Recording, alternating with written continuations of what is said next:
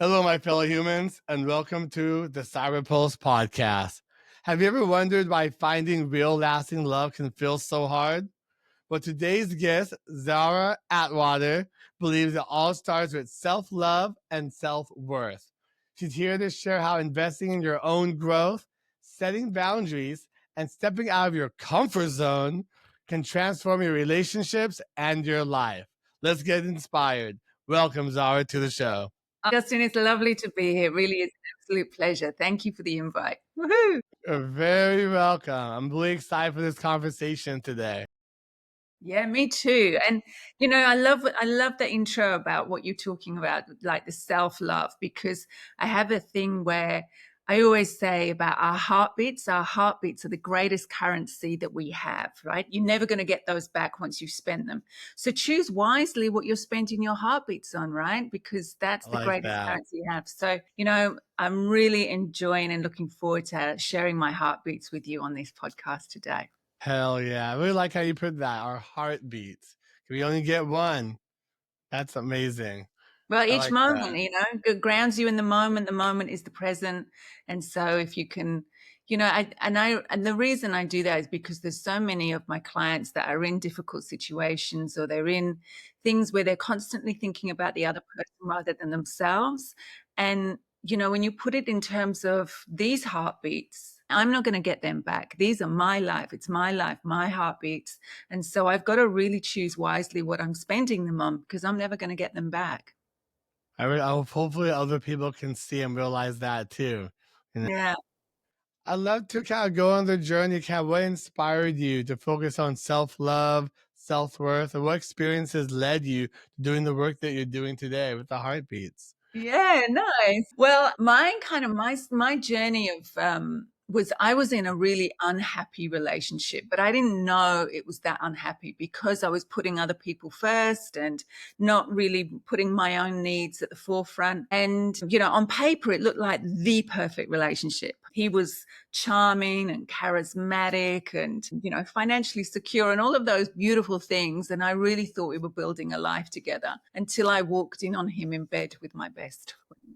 Yes. So Like, if anybody has been betrayed before, you might resonate with that voice that was screaming in my head, Mayday, Mayday, like flight control, come in, flight control. It's like, we've just lost the pressure, right? It was like, so my world imploded, but it was like, we talk about our mess is in the message.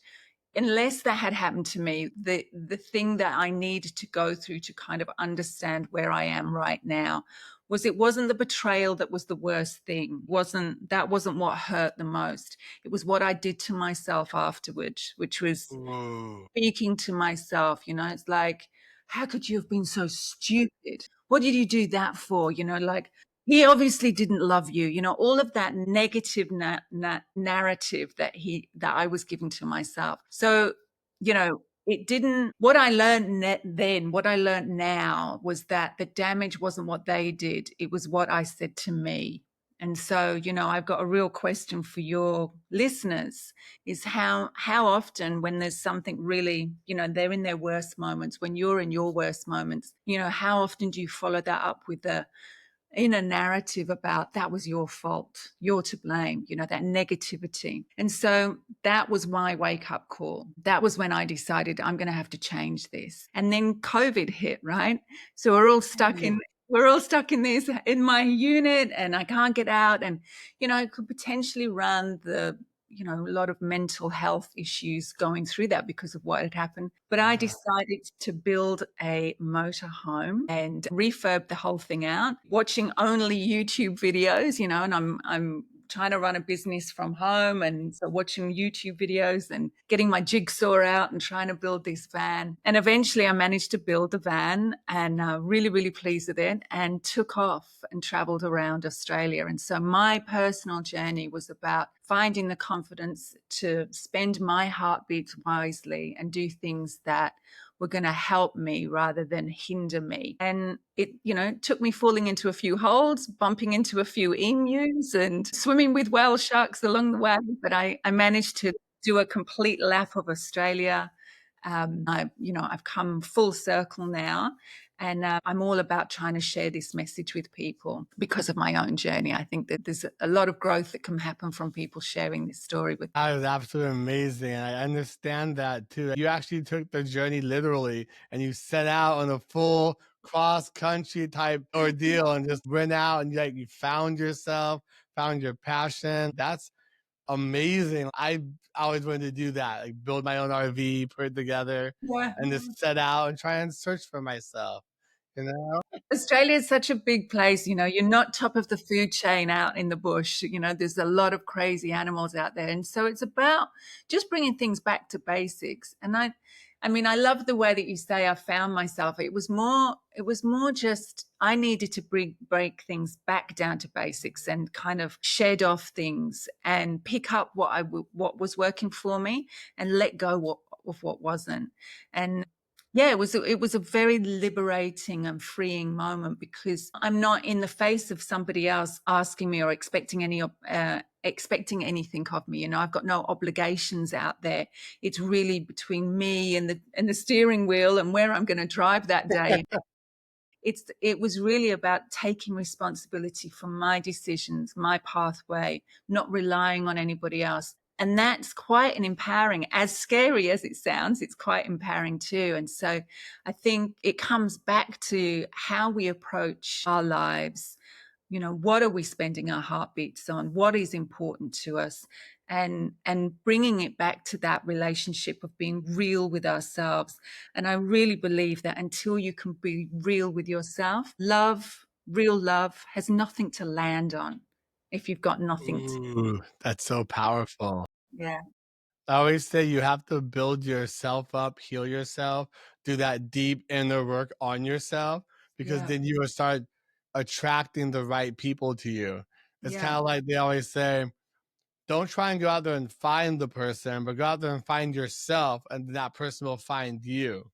100%. We do it that reverse, it seems like. We do it the opposite. Yeah, and it's almost like we like attracts like. And so it's not Mhm. that the other person is going to find you because I could go, oh, well, I could be the person that's finding my person, right? So I'm going to go out there and look. But it's just you naturally start to resonate with your own, you find your tribe, your people that I are going to like be that, finding, yeah.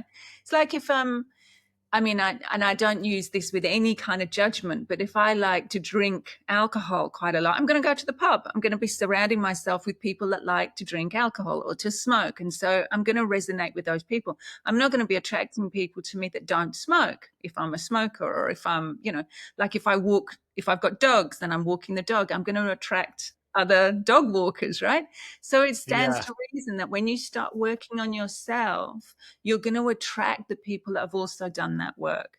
And it's not to say that it's easy. It is uncomfortable. It's uncomfortable, It right? gets dark real fast. Right. But then I also look at the bigger picture and I think for myself, I was in a really unhappy relationship, trying to kid myself it was all good because it was comfortable. I felt safe.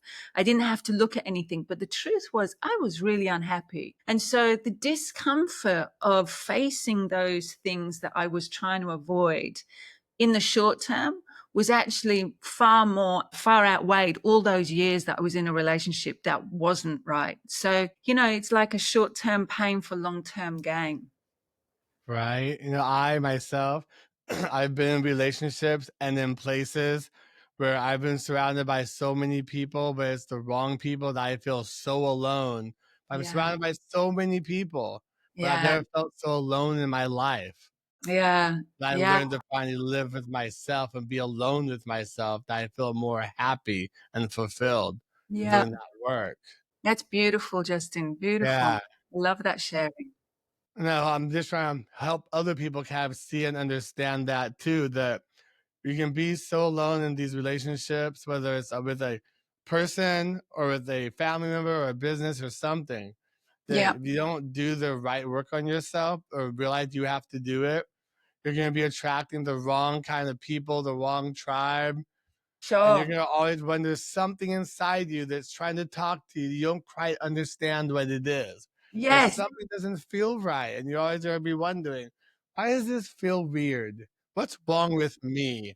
Or maybe not Yeah. asking that. And there's the catch, right? Because there's the negative Yeah.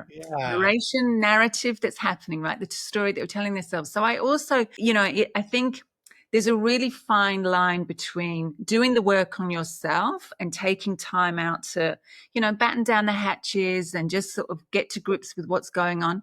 But I also believe that the best relationships are the ultimate mirror.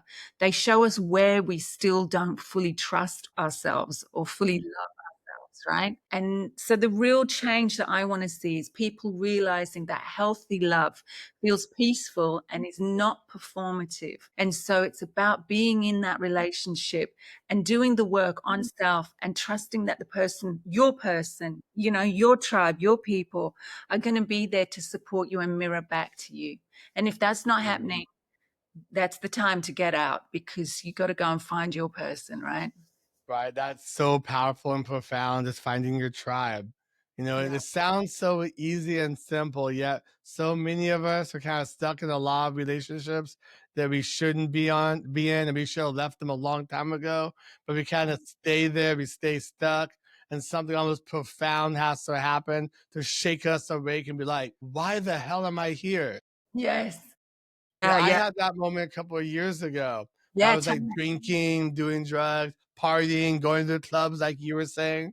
And I Yeah. was surrounding myself and dating the wrong people. I didn't understand what it was. I had like a profound moment of, I'm the problem. I need to change me. I need to Right. change who I hang around. Right. It clicked. Yeah, that's right. And I think that's what happened to me, getting so, walking in on the betrayal. Yeah. I realized, hold on, yes, there needs to be, blame where it's due, but I also need to take Yeah. responsibility. And because I'm consistent in every situation I'm in, right? I'm consistent. And so where is the lack of love that I'm holding myself accountable to that allows that situation to occur? Because that's the mirror. I'm not loving myself. And so here I'm in a relationship with someone who's not loving me. And so there's Yeah. the mirror. Do you know what I mean? Yeah. Like, I see now that I wouldn't want to treat someone like that. Why would I want to be treated like that as well? That's right. And it's like, whoa, to have that understanding and to have that click finally. Some of us have to go through a lot of hell in relationships to maybe get there? Yeah. And so, I mean, the best advice that I ever got from my mentor at the time was that the right person won't make you feel wrong. They're not going to do that. Mm, They're not going to make you feel wrong.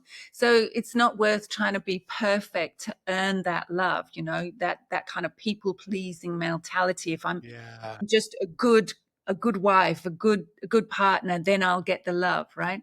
But like I say, be real enough that love has something real to land on. Ooh, I love how you say that. That kind of comes down to what we were about to talk about, the self-worth, Yes. you know? Really Yeah. understanding who you are, what you stand for, taking Yes. back that control and not giving away to other people. Yeah, 100%. And so it's like your job, if we have a job to just exist and self-develop, it's not to be perfect. It's to be visible enough that real love can actually find you, like I say that. It's really to stop the judgment, stop that negative criticism of yourself, because that was the suffering that I went through. You're not good enough, you're not lovable, you're stupid, you didn't see this. It wasn't what they did. And it's not negating what they did, that they have to take But those responsibility. words are powerful though to yourself. Yeah, they are. And they have resonance, right? And so that going on the journey around Australia and sort of putting myself out there was really incredibly liberating, because it taught me to trust myself again. It taught me to, I can do this. I can do this. All I have to do is get in the car and drive and just get down the road, and I've made it another 3 hours down the road, and I just kept on going. And yeah, it was amazing, fun. Fell into holes. Like I said, I had the most amazing Rely experiences. on yourself, you're with Yeah, yourself. that's right. That's right. Yeah, When you're absolutely. out on the wide open road, like I've always noticed when you're outside, there's something about I love going camping. I Yeah, love do going you? Okay. off-roading. Yeah. Yeah. Something about when I'm out there under the stars in the tent or out there dancing. There's something about the air, the atmosphere, something just cleanses you. You can Yeah, breathe. You're away from the city. It's that's so true. invigorating. They've done tests to show that just a walk in nature will rid you of all the negative ions in the body. It's just, it can go for a swim in the ocean or just walk in nature. Yeah. We're grounding. Yeah, it's a physical Yeah. thing. Yeah, it's beautiful. So real. I actually did that recent, like 2 or 3 days ago, the first time in 2 years. So I used to do it all the time. I Yeah. went down to Newport Coast. And I was like, oh my goodness. I had no shoes on. It just Yeah. felt amazing. It's like almost like a reset. I'm like, I know what I must do now. It's Yeah. just empowered me. Do you guys have phosphorus in the ocean there? Do you know what I mean when I say phosphorus? Please explain. It's like little animals. I mean, I They want to say glow? flea size. They're tiny little animals. You wouldn't see them with the naked eye, but at night time, if you're swimming in them, they light up when you swish the water. They flicker, and there's this. They're amazing. So to I swim, think I've seen that. Yeah, a few it's times. Like really a cool. bunch of thousands of them, Yeah, actually. thousands, thousands, Yeah. and they just light up when you flick the water. It's yeah, beautiful to swim amongst them. It's just amazing, very Yeah, magical. first I saw, I'm like, "What's going on here? Are we being invaded? Like, what's Yeah, yeah, yeah, happening?" yeah. It's so true. It's so true. Yeah. Yeah. Being outside, being by yourself, like you were in your van and touring around, you just really kind of not help you not only search for who you are, but really gives you a lot of that self-worth to be alone with yourself. That so many people they're afraid to be alone with themselves. Well, what I found was that I was running an attachment style, an anxious attachment style, which is where what I've really since I mean, this happened, good few years ago now, and I've really dedicated my life to working through these anxious attachment styles and avoidant attachment styles in order to help people so they don't need to go through the same thing. Now, I'm not sure if you're familiar with it, but are you familiar with the attachment styles? Do you know what I I mean? am. I actually had some bad toxic attachment styles myself. Okay. Yeah, right. Okay. Well, so just for your listeners, there was a study done by Mary Ainsworth back in the 70s, and it was called the Strange Situation Study. And she basically got mothers or caregivers to bring their toddlers into a controlled environment, a room with lots of toys in it. And the child was allowed to play with the toys. And then the study was what happened when the mother left the room and then came back in. And what they found were that there were three particular character traits. So when the mother came back in, the anxious child, moved straight over to the mother, was crying, was wanting the attention, was wanting to be self-soothed, wanting to be soothed and wanting to be told it was all okay. Then there was the avoidant child that made out like there was no problem, didn't really care whether the mother was there or not, but internally they were going off. Their nervous system was really highly, highly emotional, but they pretended as if there was nothing wrong. And then there was the securely attached, which would come back to the mother and be soothed. But then as soon as they were soothed, they would go back to playing. And so there were these three particular types. There's a fourth that came much later on, but just for the simple purposes of this explanation, what happens in our adult relationships is this starts to play out. So the anxious adult starts to fear being rejected. They feel like they have to earn their love. In their experience as a child, sometimes the caregiver was there and consistent, and sometimes they weren't. So the child learned to make the association that they've got to kind of earn their love. They've got to kind of be good, or, get straight A's at school, or, be hyper vigilant to what any changes in the environment where the parent may have been in a bad mood or may have been drinking alcohol or holding down two jobs, whatever it was. It's not to pass blame. It's just to say that that was the experience the child had. So in their adult relationships, they start being really hyper vigilant. And that was my experience. I was very anxiously attached, sending 1,000,001 different text messages to try and get a Where response, are you? What are you doing? what are What's you doing? happening? Just because the fear that I might be rejected, or the fear that I might have done something wrong, and that love, however minuscule, would be taken away. what was, creating all the behaviors in me, and it was happening outside of my awareness. And that's what I now help people with. So I totally get the anxious attached style. Yeah. And then you've got the avoidant. And the avoidant is like, a lot of men, and this is a gross generalization, but a lot of men get real men don't cry, right? Don't cry, but suck it up. Don't stop being a real man. And then they learn as a child to disassociate from their emotions. They learn that if they start crying, they're going to get told off. Or that if they fall over on their bike or something, they're not showing any affection unless they can suck it You up gotta and be tough and be yeah. tough, right? And so Yeah. what you get then is somebody who is avoidant, who is not in touch with their emotions, not out of choice, but out of a survival to cope in the situation they were in. So what's really misunderstood about avoidant adults is that the significant, and I say this with full compassion, but the significant amount of neglect that they experienced. And it's quite sad to kind of observe in an adult how disassociated they are from their emotions. And so what tends to happen in the dating pool is that the anxious will attract the avoidant because the anxious wants to prove that they're lovable. They want to prove and go out of their way. And so they're attracting that which is not giving them love. So they attract the Yeah. avoidant. And the avoidant desperately wants to feel loved, desperately wants to be able to feel comfortable with that, but doesn't have the coping skills to do that. So that they avoid the anxious. And so they're constantly feeling like they're being triggered. So that's where I do the work with the anxious attached. And obviously the secure, and not to negate the secure, they're like, the unicorn, the golden goose of the dating world because they can regulate their emotions. They can set boundaries. They're quite comfortable with their own space. And if you're not comfortable, that's okay. They don't have any, they're not trying to people please. They're quite comfortable with their own boundaries and setting rules for themselves. So yeah, we can move into becoming more secure. Our childhood wounding isn't set in stone. We can change. So true.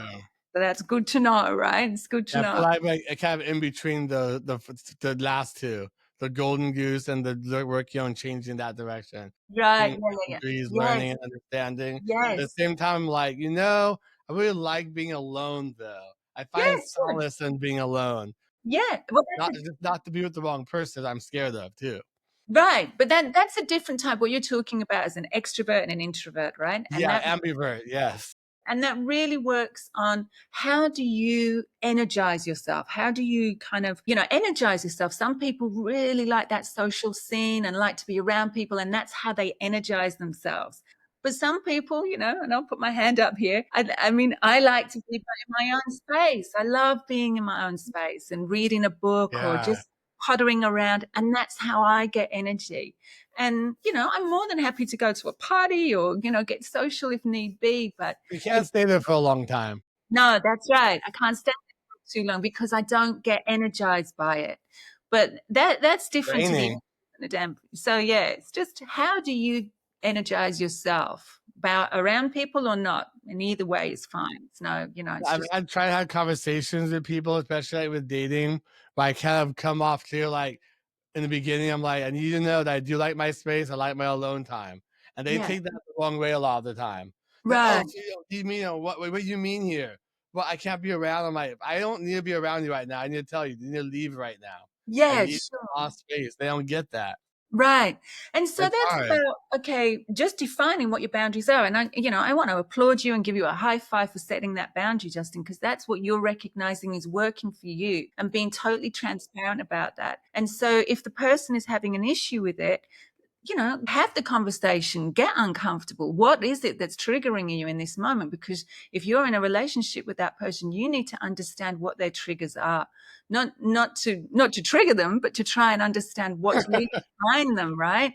Because Yeah. you only know your own triggers. And that's also about having the resilience to, do I want to wait? Do I want to put my heartbeats on this person who's not willing to do the work? Sure, I'm actually having those conversations in my mind lately about when Right. I've been trying to kind of look into dating a little bit, and I'm like, ooh, I'm just gonna continue working on myself. I'm good. I'm like, I try, I tippy toe, I'm like, nope. Yes. Yeah, Mm. I get that, but then there's a point at which you don't have to be fully healed or perfect because you still deserve a good I relationship. figure that out.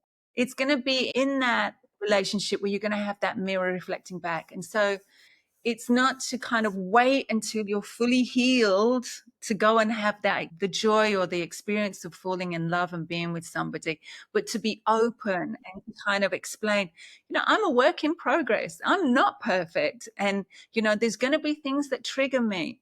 But if you want to come and hold my hand and go on this journey with me, I'm going to hold your hand and support you too. I like how you said that because I've heard before from people that if you find the right person, you guys can actually grow together, and that kind of really helps that journey as well and helps that healing. Because having a Mm. second person there, there's a lot that two people can do that one can't do. Yes. Yes, I Yeah. mean, love accelerates healing. It's not a trophy for the complete yourself first kind of thing, It's not That something puzzle piece. it really helps because you only get to see your triggers in relationship to another person. And Yeah. let's be honest, the only thing that's really happening is that in each of us, we have a little person inside of us, right? That inner child, that one that has learned and taught us how to walk and how to behave, and just that part of it that is unapologetically real, is curious, is playful, and allow them to have the space to play every now and again. Because, I really believe that that version of us holds all the keys. And so if we're being triggered or if we're having a temper tantrum, like, oh my God, I'm losing my stuff. That's the child in us that's being triggered. That's the child in us that's creating a coping strategy because that worked for us as a child. And so that's all that's happening, you So know? it's easy to be alone, but it takes work to be with somebody else, is what you're trying to True, say here. true, true, true. Well, it's all work. It's all work, right? It is, but I feel like it's a different type of effort and work you have to put into when you find someone that you want to kind of make work. But You there's the know? motivation, right? When you find somebody that you want to be with, you're automatically motivated to be your best because you want to be with this person, right? So you've got the motivation there. And let's not forget, we are wired to self-actualize. As human beings, we cannot not learn, right? We cannot not develop because we're wired. It's in our very. I feel like some people just don't want to develop. What? Well, if then you get that stagnating happening, you get that stuckness that you can tell that they're not happy if they're not growing. You That's can see so it. dangerous to me. That scares me. Yeah, yeah, yeah. But yeah, so if in a relationship is a perfect opportunity for you to grow and develop together, not to use the other person to just, all right, I'm going to use this person so that I can be the one that's just developing, right? It's a two-way street. It's a mirror because you can only do so much by yourself until it gets to that Yeah, you I've go. actually I've actually understood that for a while now, Yeah, but it wasn't really put into perspective. And I kind of had this conversation with you, kind of seeing that. yeah, But I'm like, for me, like personally, I'm just scared of finding the wrong person to sure, start with because sure, I don't have the best track record, even though I can only take responsibility for the bullshit that I caused. I can sure, only take my own responsibility, the things I did, things I said, the things I sure. didn't think about. Sure. I mean, and I get that because, when I walked in on my ex, that wall went straight up around my heart. I felt like I can't trust. I made the wrong decision about choosing a partner. I can't trust myself to pick the right person. And I made it all about me, right? Not to recognize that he was just selfish. They were just selfish doing what it wasn't about me. They just you did what they wanted to do. And then the next mistake I made was all men are going to do that to me. I put everybody in this big bucket. And then it was like, was that story I'm telling myself to protect myself so I don't need to get into a relationship because that relationship is scary. I'm going to be vulnerable. But I'm robbing myself of all that opportunity. I'm robbing myself of the incredible joy that comes from being in relationship with somebody. True. Yeah. I actually really feel that because I used to say similar things like, "Oh, this type of girl is gonna be always the same." But then Yes, I realized as I started healing and growing, I wasn't attracted to that type of girl anymore, but that type of girl is not all girls. And I that's right. realized there are different people, not just like relationship wise, I also noticed even like with jobs and businesses where I'm Yeah. working with people. You're kind of not only attracted to certain kinds of people, but you can kind of be attracted to certain kinds of jobs too that have certain type of people in them. Yes, yes, yes, yes, 100%, because we're mirroring what's inside of us, right? Yeah. Unconsciously, that attraction, like you're finding your tribe, and that's that work or in your social circles. And so doing the work on yourself can only benefit not only you, but everyone around you, because you're going to get that relationship that is deserving of what you have inside. So true, because the more you do that work, I know like I used to stress and a lot of other people do like, oh my God, I'm not gonna find this person, I'm not gonna get this job, this isn't gonna happen. Just That's as you right. do that work, none of that matters because it falls into place. The way Yes, you look at things, peoples, and places in life, it changes so much as you do that work. A sure. lot of those things and those fears kind of go away. So we're talking a lot about that work. So I want to try and Yeah, give what your is that work? yeah, exactly. I want to give your What work? listeners something, right? Because Yes, please. there are a couple of things that I see, at least with an anxious attached style, right? There's what I call mind reading. Do you know what I mean when I say that? Is that in terms of you think something's gonna happen a certain way? Sure. Yeah. So that's definitely part of it. So, the anxious I knew that person. was gonna happen. Yeah, and they'll always think about the worst case scenario, right? It's never Yeah, why would anyone do that? Yeah, it's never gonna be, "Oh, it's all gonna be fantastic." If my boss says to me, "Oh, Zara, come and I wanna have a chat with you." If I'm anxious, I'm gonna go, "Oh, what have I done?" He's gonna fire me or she's gonna fire me, or what did I do wrong on that project? And I go immediately to the worst case scenario, right? So that is mind reading. That's making assumptions about what other people are thinking and feeling. And that thinking and feeling are, you know, I talk about four superpowers, but let me try and just keep it very simple. And I But got a question when you're done with that. yeah, your four superpowers, we all have them, right? You've got them, I've got them, everyone's got them, right? And there's two inner powers and two outer powers. So I'm just going to ask you, what do you think your outer powers might be? Justin, go on, hit me. The ability to run away. No. Okay, to some degree, that's true. So your outer power is a behavior, right? Something that I can see, right? So your behaviors, that's one of your superpowers, what you're doing. What might be another one I'm that's like, not sure if it'd be inner or outer, and it kinda goes back to what you were saying, but I yeah, have really good intuition. okay, yeah. So So I'm that's your pretty gut, so that's instinct. Yeah. That what I'm okay. talking about here is more try something else. Try and think of another one. I don't want to give it away too soon. Okay. So So an two inner or an outer?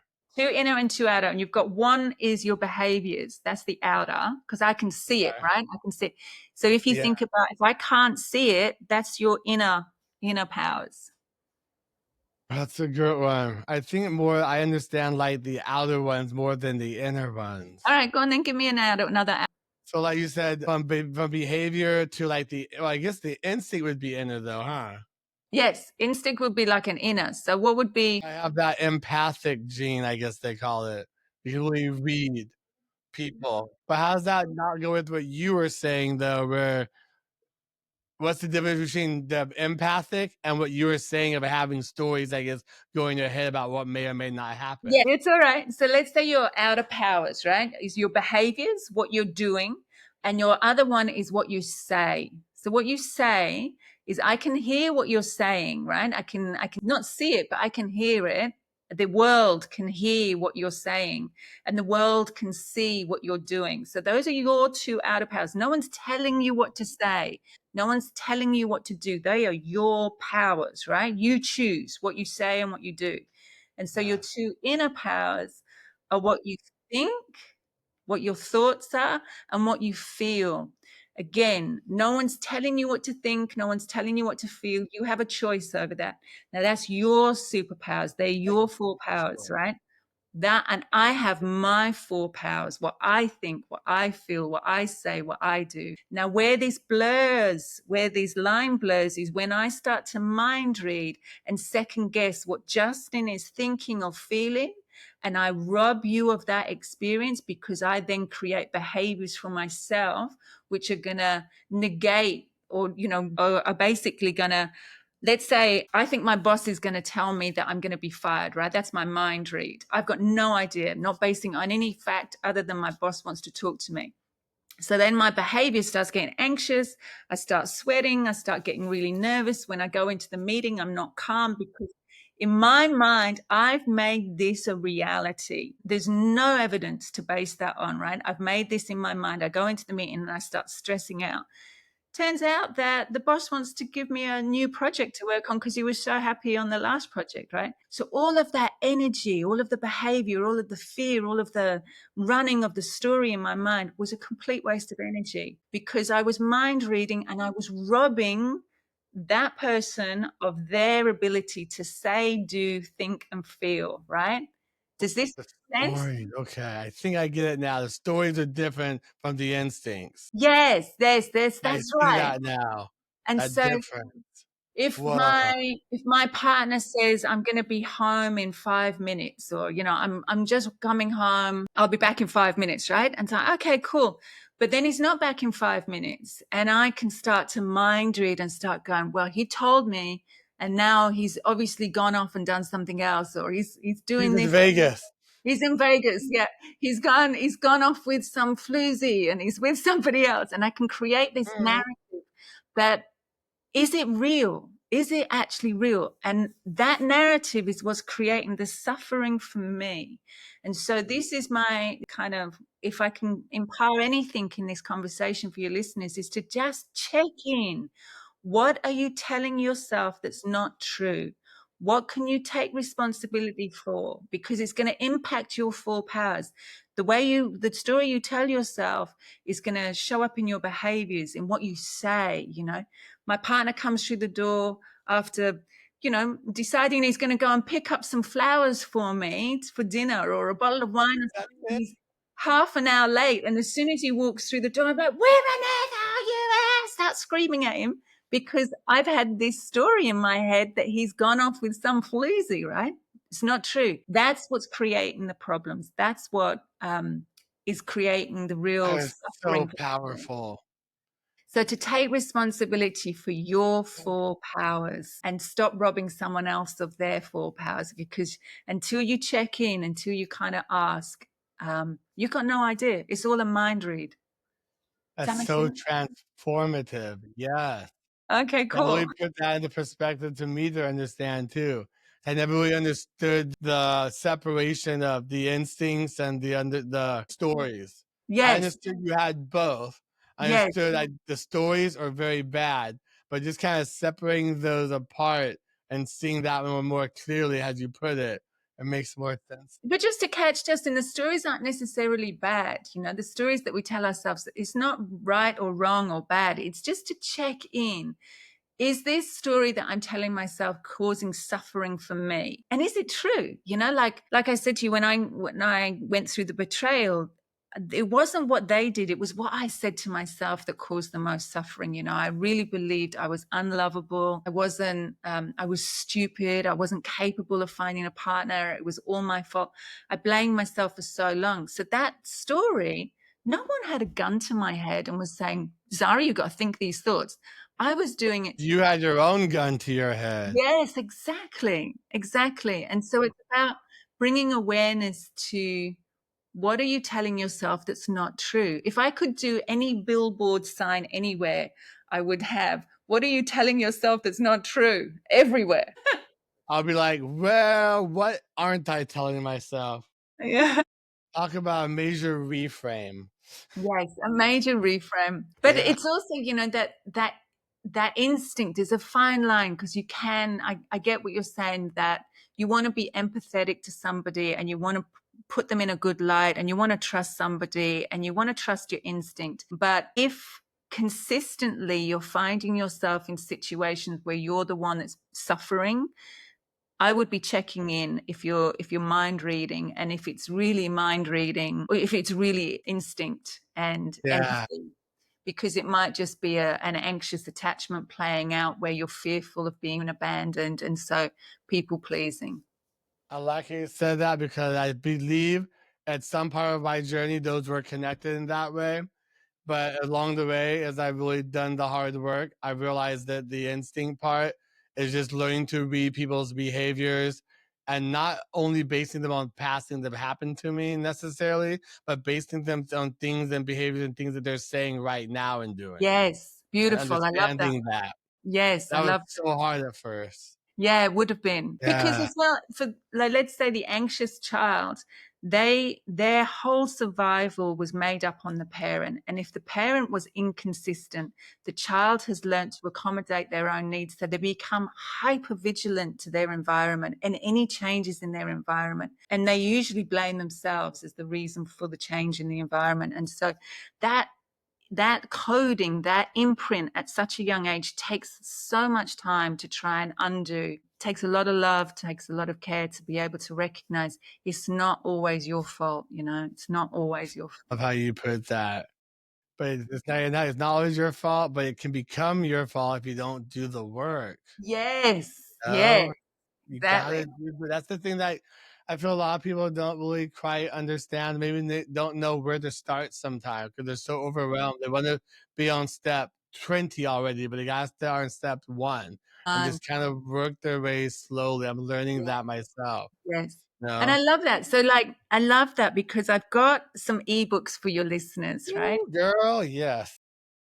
I've got a little bundle, a couple of ebooks, which are confidence hacks that really work, right? So I love that you said it's just the simple, small little steps, because you might discount these steps as being, oh, they're too simple, they're not going to work. But I'm telling you, I'm giving you testimony to these really, really work. So I'm going to share that with you if you want to put those in the show notes. Yes, Yes. Your 100%. Yeah, your listeners are more than welcome to download this. So that's some confidence hacks that actually work, and a 20 practices to help you instill some confidence and stop that mind reading, and start backing yourself. Because as soon as you start to back yourself, your trust in self starts to grow, because you got the belief that you can do something. You've just done it.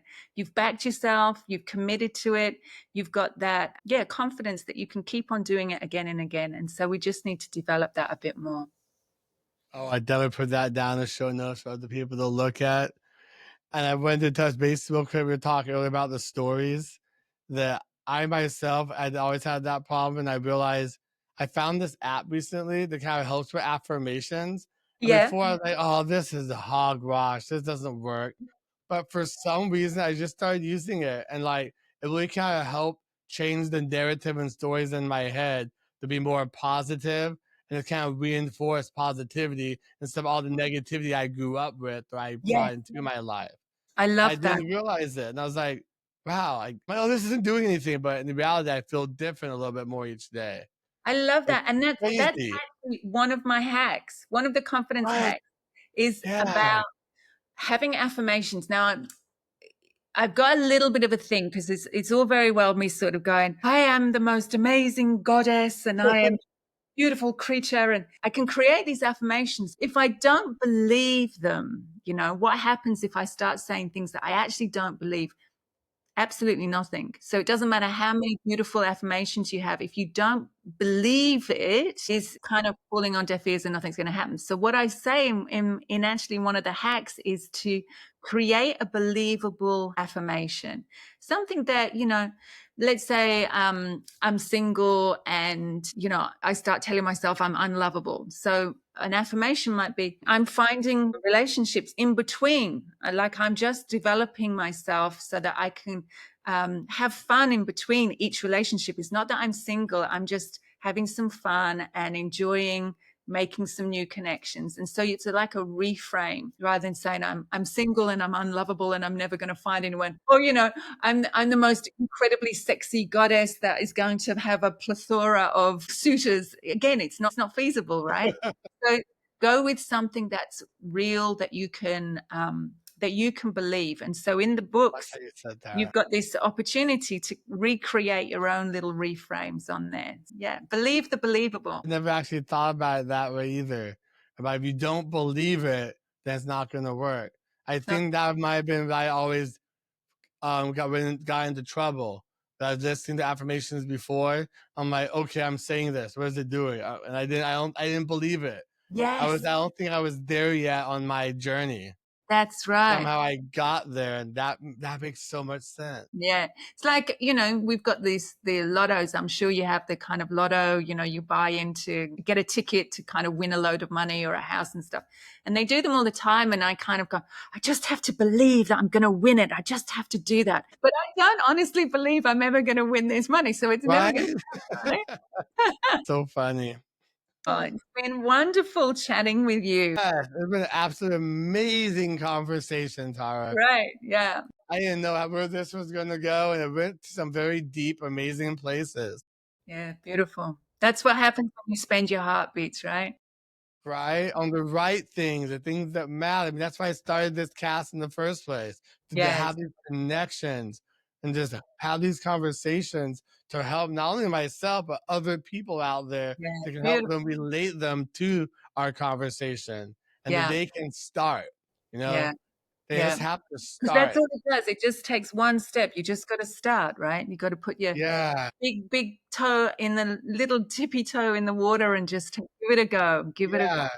I was just talking to a friend the other day. We had lunch and we're talking about being on the autism spectrum, and she's really trying to figure things out.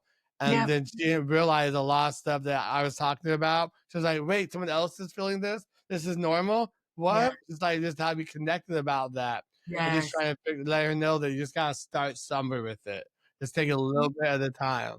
And that's through the conversation, right? Just connect, Yeah. having a Just having the conversation conversation. normalizes this stuff, we're not alone going through these things. Yeah, At yeah. some point, somebody has in all of our worlds would have told us that we're not good enough in some way. And so, it's about normalizing that conversation and going, I don't have to be perfect, but I have to be good enough for me. And that's okay. Yeah, just because we too many times as human beings, we want to compare ourselves to others or compare our journey to someone else's. And Yeah. they're on like step 9. We're only on step 2 or 3. And we Yeah. don't realize that. We just want to get to a destination, but That's not right. understanding the journey is the most important part. Just enjoy it, love it. It builds character, it builds fundamentals, it builds foundations. I love that. I love that. That's beautiful. Yeah. That's a conversation we had. Yeah. Gorgeous. That's so gorgeous. That's great. Yes. I feel very passionate about it. Yeah. And I love the work that you're doing here on this podcast, Justin. It's just such a great space. You're just an Thank you. incredible pioneer of this work. I love that. It's so good. And I realized how powerful the podcast could be if they're really used for the right things. Yes. We're having the right conversations, not just here's a bunch of questions, let's just answer them. Yeah. It's No, just being human, really going deep and having conversation. I love that. So I'm going to also share with your listeners a Yeah. little quiz because I love doing fun things. I'm all about having a bit of fun. And so I've got a quiz as well that will, if you curious to find out what your attachment style is, and you might have a little inkling, but you can go and do the quiz and just find out for yourself. It's a free little quiz that's also on my website. So my website is myconfidencecoach.au because I'm in Australia. So myconfidencecoach, all one word.com.au. But I've put the links in there, and so yeah, please share those with your listeners. And I look forward to hearing. Tell me what your attachment style is and how you've gone with the confidence bundle. I love hearing back from people, so please let me know. I love hearing. Awesome. I definitely will do that. Before we wrap up today, I'd like to leave our audience with one question. What Okay. does it mean to be a human being to you? What does it mean to be a human being? Well, I immediately go to a human being, not a human doing, right? So it's Mm. Yeah. we're coming back to that idea that we are here to self-actualize. And I cannot personally imagine not learning and developing and being in that sense of evolving, you know? And so I'm a self-development junkie. I just can't get enough of it. So that's what it means to me to be on that journey of awakening, whether that's spiritual or developmental. Yeah. I hope that I answers. love it. There's no wrong answer. There's Yeah. only a wrong answer if you don't answer it. No, Yeah, right. that was beautifully and very well said. Thank you again, Tara, for coming on here. Before we Hey, go, also, is there anything else, any lasting things you'd like to leave our audience with today? just yeah, like I think, really check in with yourself on the mind reading, start to get comfortable with boundaries. Don't kind of, it's okay if people don't like you, not everybody is going to like you. And so start to get comfortable with that. And reach out if you're having any kind of struggles in this space. It's what I help my clients with, and I just love changing lives and helping people get more secure and of themselves. So just reach out. I'd love to continue the conversation. Hell yeah. We'll definitely put that in the show notes so they can reach out to you. You're doing amazing work. Thank you so much. You too. You too. It says hats off to you. It's just great. Thank you, Tara. We appreciate your time today and hopefully we can talk again soon. 100%. I'd love that. Okay. And thank you for sharing heartbeats with me. That was great. Yes, thank you very much.